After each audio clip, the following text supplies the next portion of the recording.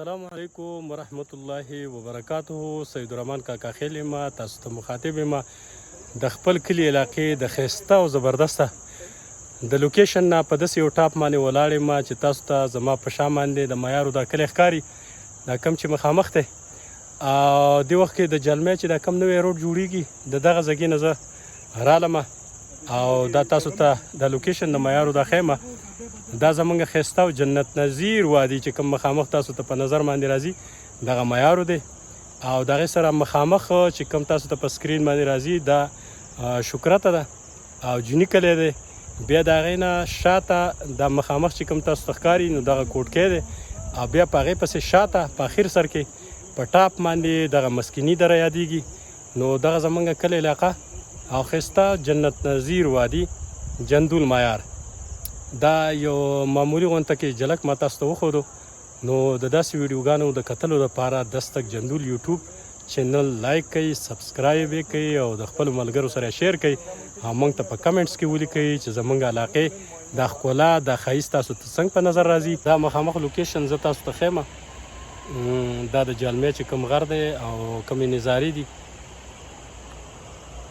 دا هم پکې تاسو ګورئ. موږ د جلمې ته راغلی وو نو دې خلکو ورته دوه مطالبې ښودې چې یو د جینکو سکول او یو ورته د پول و. اوسه پورې نه پول وشو او نه د جینکو سکول کار وشو او اصل کې وایي دا موجوده کوم حکومت چې و د په تعلیم باندې ډېر سخت زور و. اوس الحمدلله اوسه پورې زموږ په جلمې کې د جینکو سکول څه بند ونه او بیا د خان لا د خولې خپله خبره دا ده چې به د سکولونه زما سره نشته دی. اټوبیل چې دی څومره مشکلات هغه خبره پکې وکړم. دا اټوبیل چې دی دا موږ له جمعه اسلامي والا کلی و 1 کروڑ او 15 لک روپۍ په هغه باندې خو اوس په دې موجوده حکومت کې هغه بند شوی دی.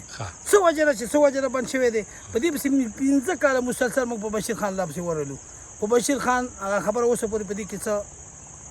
دغه ونه کړله خو زموږ د اوبو انتهایي تکلیف دی سخت دی خو اوسه پورې پی ټي آی والا زموږ لپاره اوسه پورې هېڅ کار ونه کړو هېڅ خدمت یې ونه وکړو نه د پول وکړو نه د اوبو وکړو هېڅ یې ونه کړلو. چرایي او اترایي په وجه باندې موږ ماشاءالله غټ چکر مزه وکړه که نه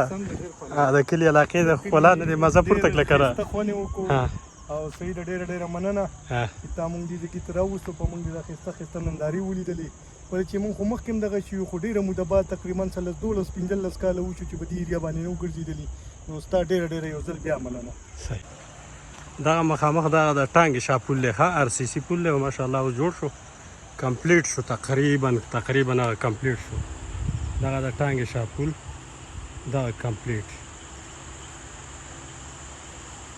او دا مخامخ دا کم ټیکټر چې لګیا دي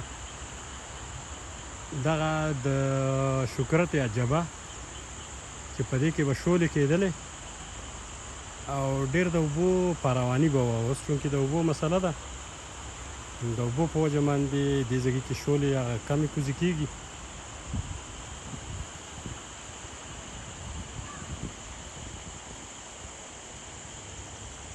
او دا د جالمیا د دې غر نه ډایرکټ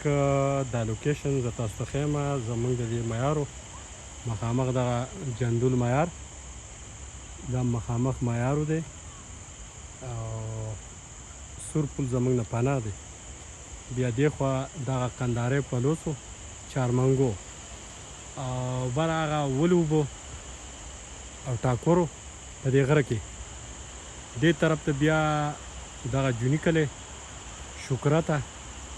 او هغه طرف ته په اخره کې بیا دغه میدان طرف ته چې کوم روډ وته دی د سرلړې دا په دغه غر کې دی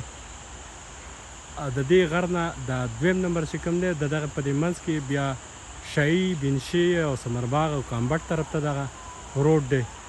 دا روډ چې کوم دی د دې غر په دې یخ باندې دغه طرف ته ګمبیر دی مخامخ دغه کوټکی دی په هغه غر په اخري ټاپ باندې چې کوم دی دغه مسکیني دره ده او دا د ټانګې شاپول دی د دې ټانګې شاپول نه شاته دغه چمیرانو بانډه او زردالي بانډه او اصیلو بانډه یادیږي او دا ورته نوی روډ دی د خیره سه انشاءالله چې کله دا جوړ شي